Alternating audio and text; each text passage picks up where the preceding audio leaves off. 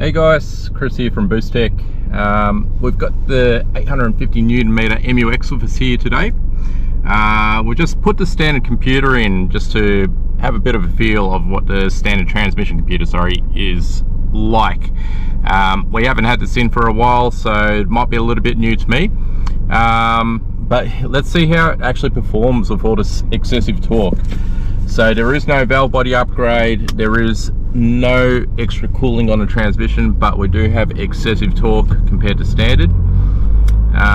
So I'll drive in manual just to show you how sloppy that is. We'll have to go back to this part of the video, I think, later on. That was like quite terrible there. So the amount of shift time and the torque limiting is actually quite notchy. Actually, there is a bit there where it sort of felt a bit funny, but anyway, I'm just showing you how slow the shifts are. And downshifting, yeah, so this is original TCU.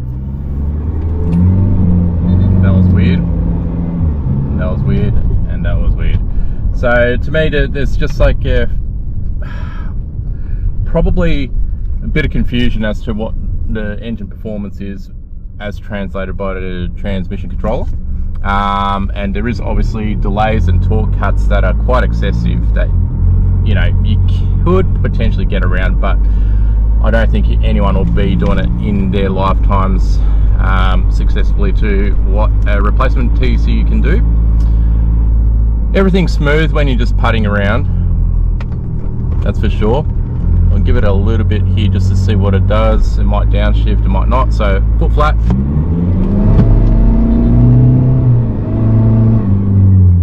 Wasn't terrible, wasn't terrible. Look, I could tell where, you know, things weren't great. Obviously it's very hard to translate to the camera, but that just shows you what it's like. And I'm just going around to where I know I can do a 0 to 100 without having any issues.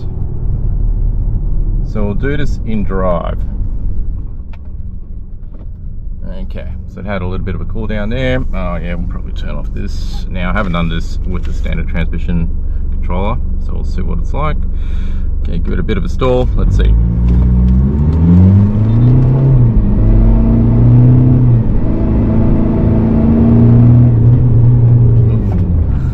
Don't know what that was.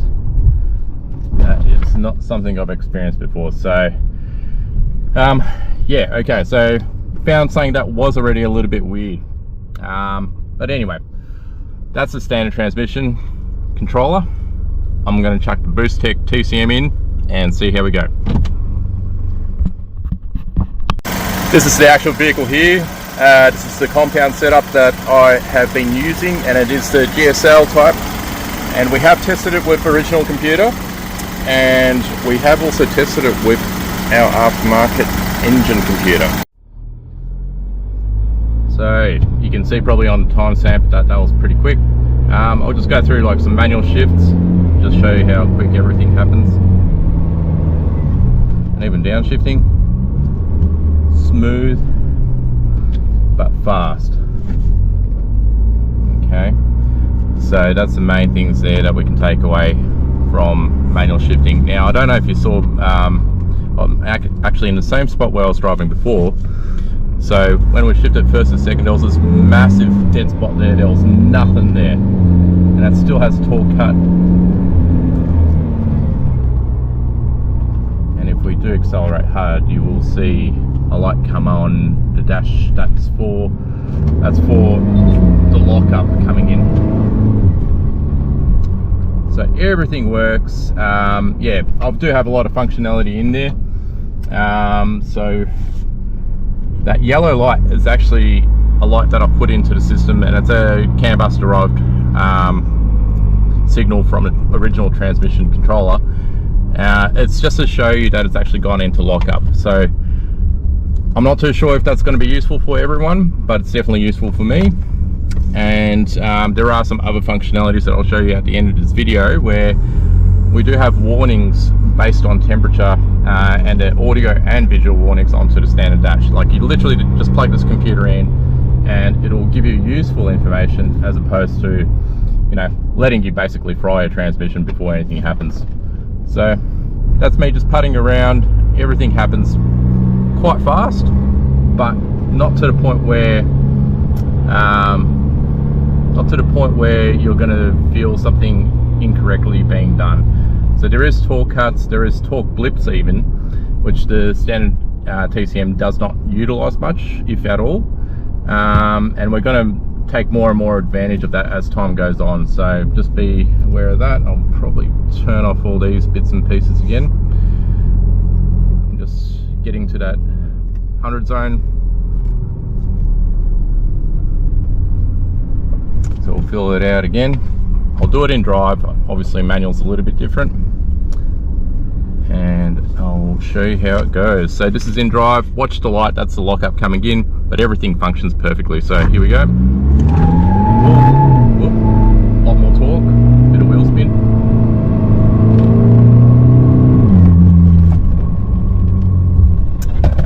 And that's it there. So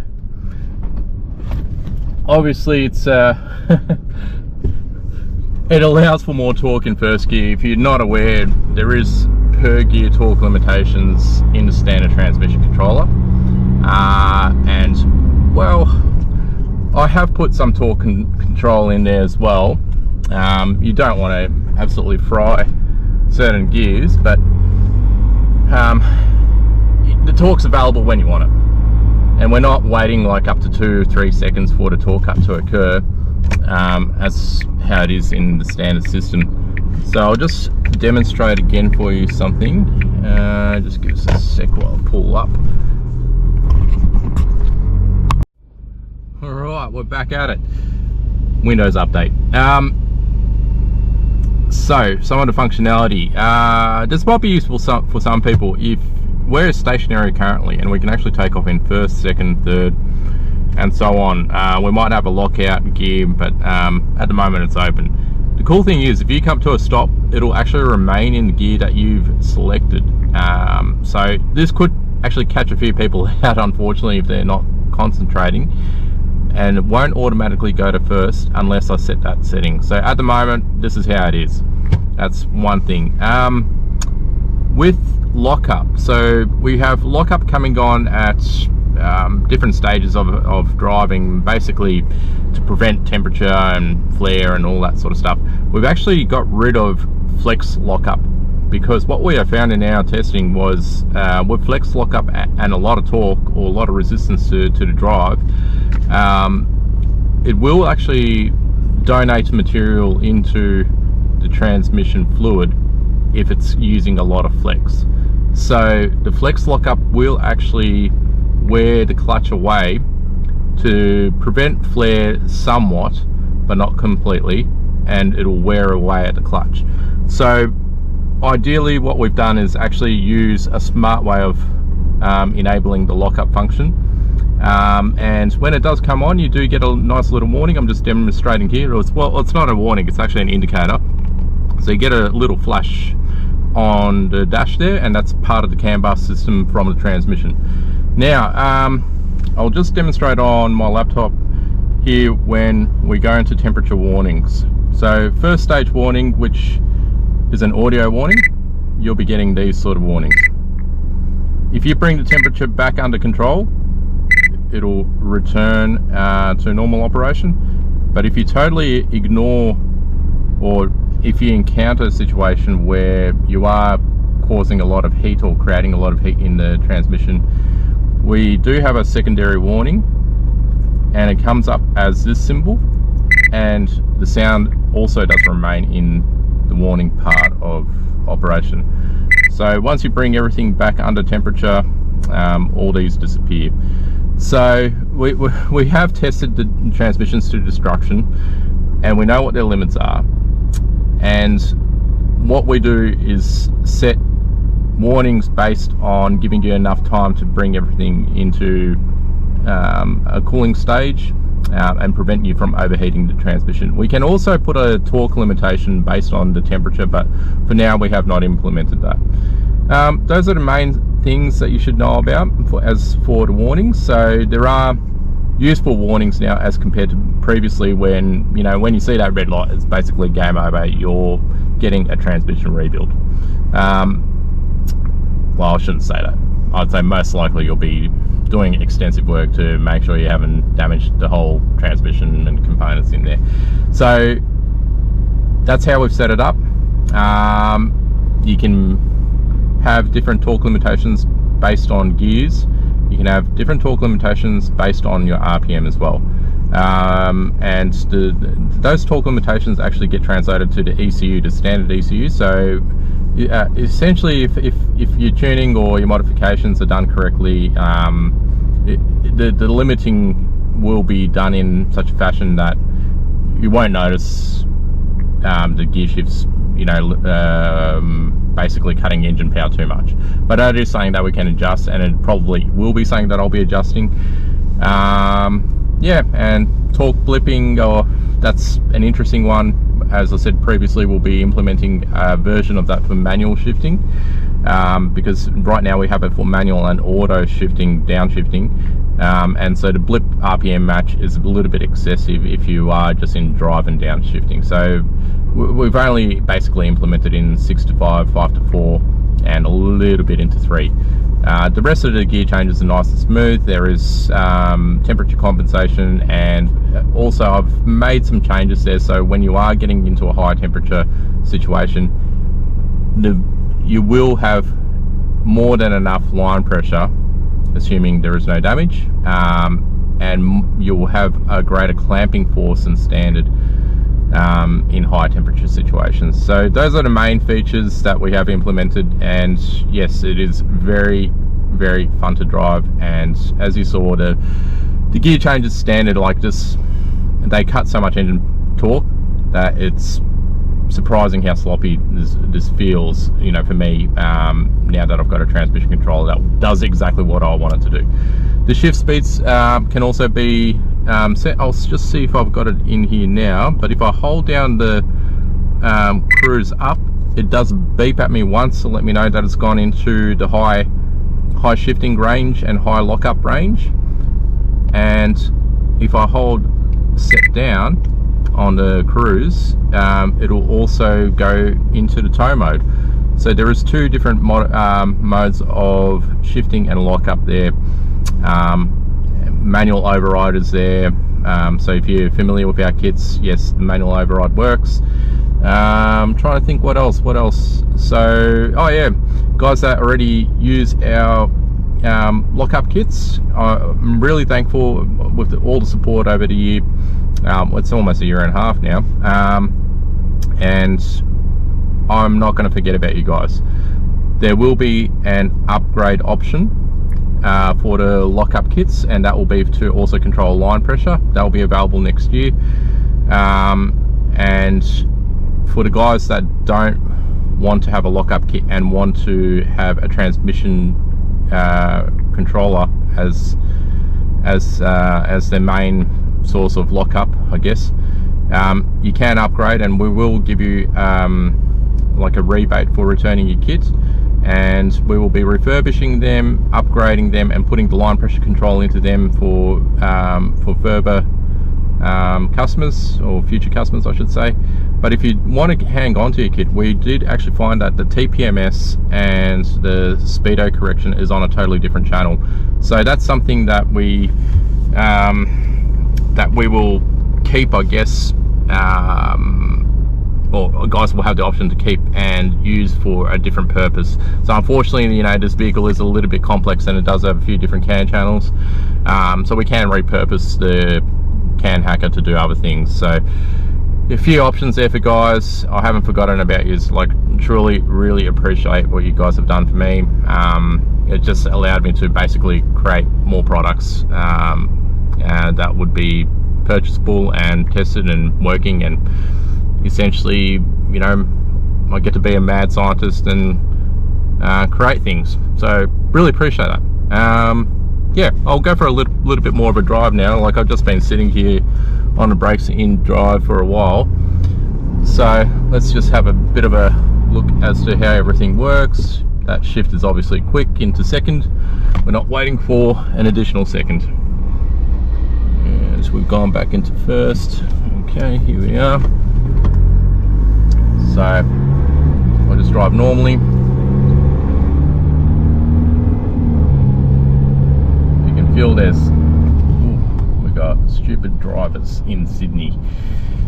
So everything works. And we did find a pretty funny feature though. We could adjust how sensitive the cruise control is, but unfortunately it doesn't work in the direction that we want it to work. Well, it basically makes the cruise more aggressive in lower gears, so we've left that alone. We just thought, okay, this is not something that we should be playing with, you know, it'll probably cause an issue for someone. So it is an option there. So radar cruise can be more aggressive in speeds, like say under 80 k's, but we couldn't make it more aggressive in top gears, so not in 5th or 6th. So yeah, that was an interesting find. And probably the only thing that I really want to get into is making the skip shifting work a bit better. Sorry, just gotta a few people. Yeah, it is quite nice. It's very nice.